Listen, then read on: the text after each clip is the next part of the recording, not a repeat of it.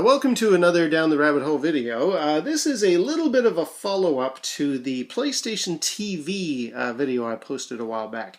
I unboxed it and I tried it out and I discovered a few obstacles in my way, and this is actually one solution to one of those obstacles.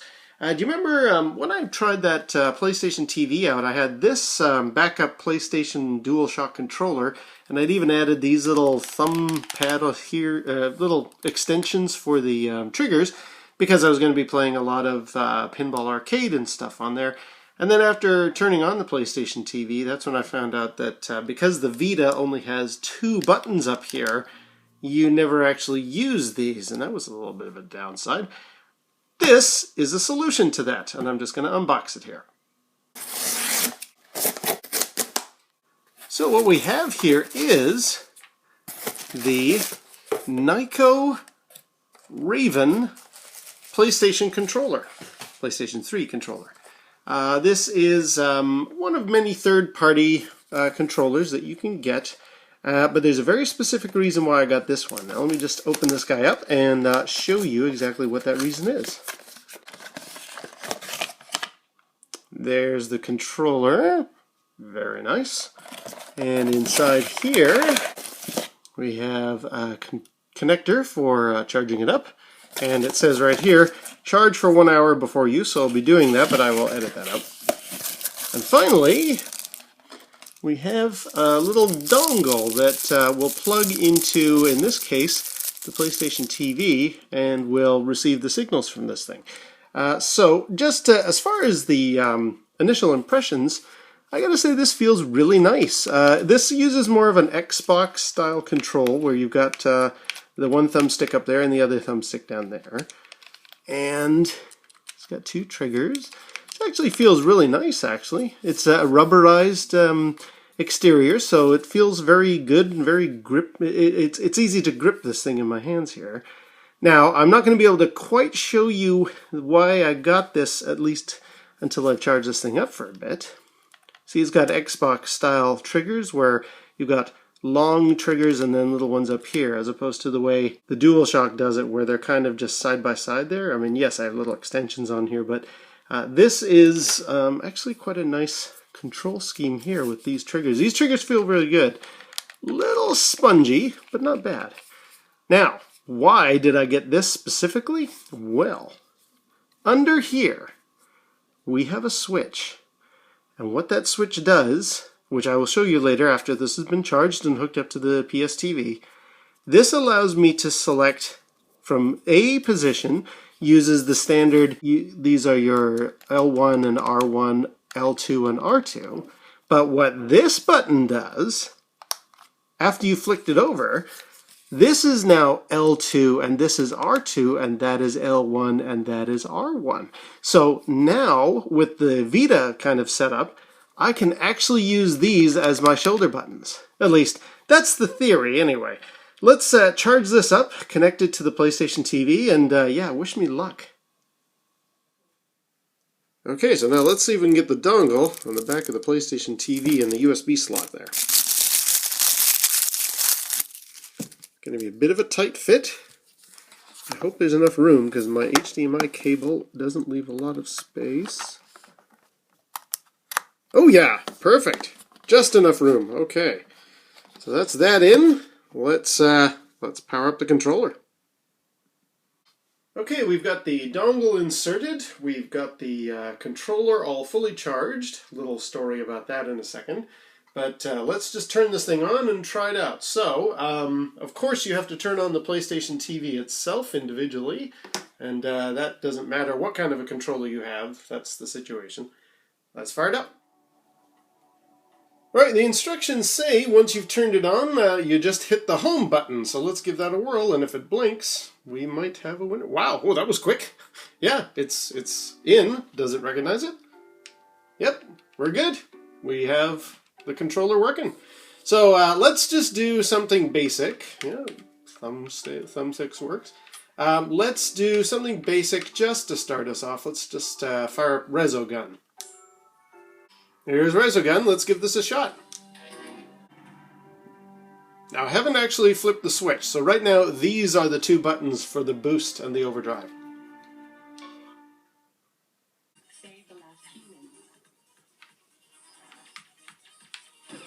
Alright, we're working. Oh, there's the boost. Okay, so yeah, it looks like we're working nicely here. So it obviously functions. Let's switch to a different game. Hang on, just rescue my one guy here.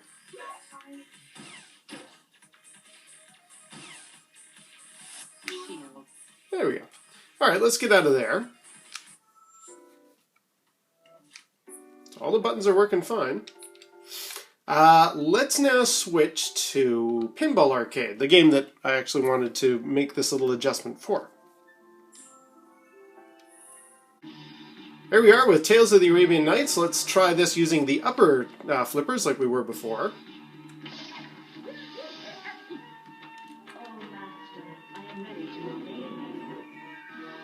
Yep, pretty much same as before, and the same problem I had before. I just don't find it intuitive to have my fingers way up there. I much prefer to have them down here. I'm going to change that in a second.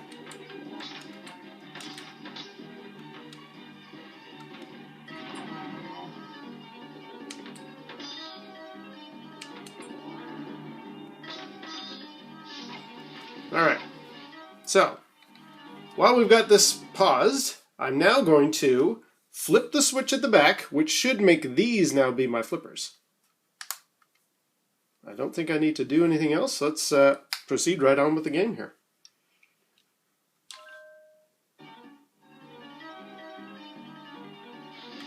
Yes, it works. These are now my flippers, these upper ones. Oh, that's awesome. That is so much better. Yes, I'm very, very happy. That is exactly the way I prefer to control this game. And honestly, there's going to be a couple more games I'm going to be showing you here that I think will much be improved by using these flippers instead of the upper ones. Because I don't really find I put my fingers up there very often. So, this is great.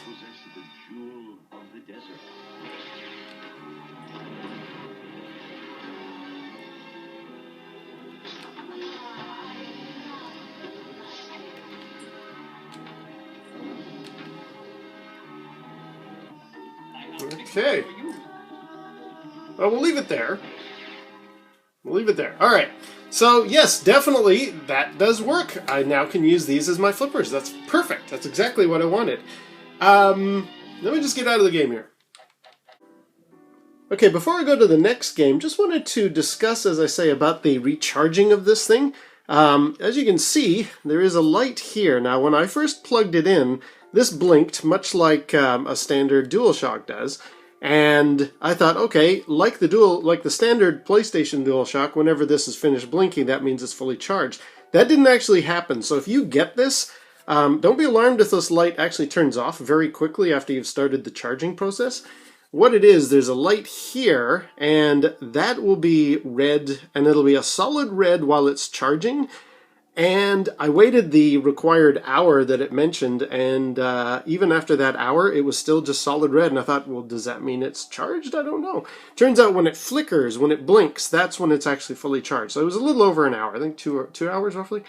And worth noting, it doesn't blink. It's more like a, I don't know, like a 30 hertz hum flicker kind of a thing. Almost like looking at an old television tube. Like it's that kind of a very, very fast flicker. Not really a blink per se. But anyway, it is now fully charged, and it works. That's great. Let's try 2 other games that I want to try out, because people have mentioned in reviews, one criticism they have is that the thumbstick is a little more sensitive than the standard thumbstick.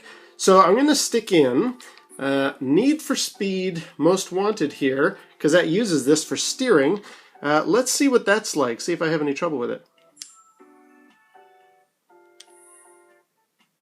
Well, here I am doing Need for Speed Most Wanted, and yeah, I'm feeling pretty good about this. These thumbsticks are great. I don't know what people are complaining about.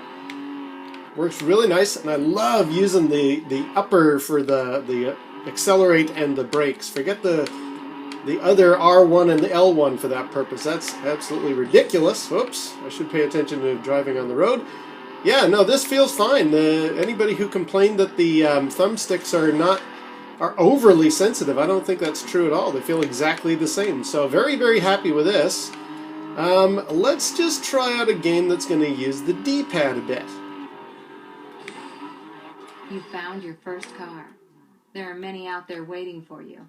Just look for the vehicles with badges above them. My apologies that you can't make out the controller very well, being so black, and with the background light it's hard to see this stuff in the foreground, but anyway, I figure it's the actual gameplay that's more important. Let's try Ultimate Marvel vs. Capcom 3 with the D-pad here. I mentioned when I picked up the Ultimate Marvel vs. Capcom 3, there's 3 characters on here that are kind of important to me, but that's worthy of another video, so I'm just going to choose 3 random characters here.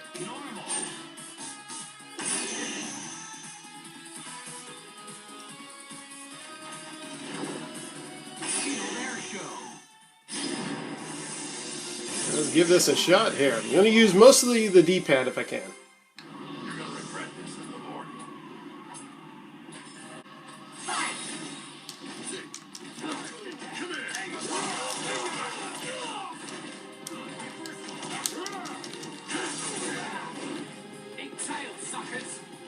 Yeah, D-pad's pretty good.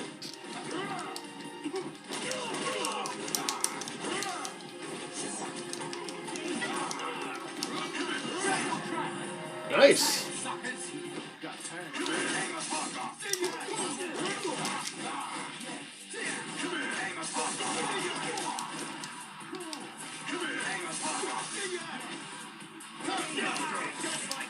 Yeah, you can change in your characters pretty easily. Yeah, D-pad feels pretty good actually. I like it. It's kind of like a Super Nintendo D-pad feeling. So this is a really good controller. I'm actually very pleased. And the fact that I can use those thumbsticks, that is an absolute gem. I'm very happy with that.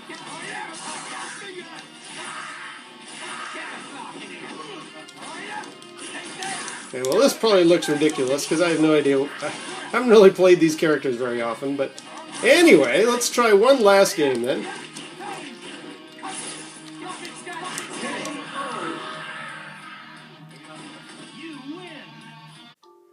Okay, one final game to test this off. TXK. As Steve Benway says, this is the reason for having a PlayStation TV. Now I know you can use either the thumbstick or the D-pad for this. It'd be interesting to compare which one's better. Absolutely love TXK. This is a great, great version of the... If you're a big Tempest fan, this is just terrific, this game. Yeah, not bad with the thumbstick. Switch to D-pad here. And I tell you one thing, for doing the jump, having the ability to map that to the upper thumb trigger instead of trying to reach for this thing every time, that's a big, big difference.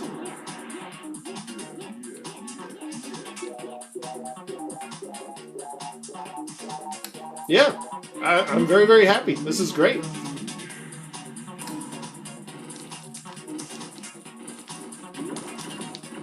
I think it actually works better with the D-pad.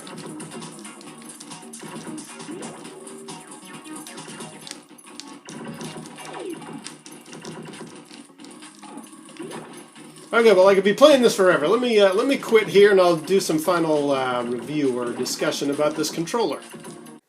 Well, I got to say, overall, I'm very, very pleased with this Nyko Raven. The ability to move the triggers to the L2 and R2, that's really, really nice. The position of the thumbsticks is actually quite comfortable. I like that. This is fine for driving. I don't know why people think it's overly sensitive. The reviews are not, I'm not quite sure where they're coming from on that. And the buttons, although these are a little bit squishy, I think I quite like them. These ones definitely feel just like a regular DualShock, and the D-pad's really, really good. So, highly recommended. My only complaint is it's not intuitive how that flickering of the lights works when you're charging it, but that's not the end of the world. And Yeah, I can't really think of any other negatives. I guess I now have a new controller for my PlayStation TV. Oh, I suppose the other thing a lot of people in reviews online discuss that they don't like about this is if you're using this on a regular PlayStation TV, you could turn your PlayStation, your PlayStation 3, you can turn the PlayStation 3 on and off with that button remotely. You can't do that with this. However, if you're using a PlayStation TV like I am, you gotta go over there and you have to turn the thing on manually anyway, regardless of what kind of controller you're using. So that's not really a negative in this case. Overall, very, very pleased with this. It's definitely worth the cash. If you want to have PlayStation TV using these for your L1 and R1, this is the controller to get, definitely. Anyway, that's it. We'll see you down the rabbit hole.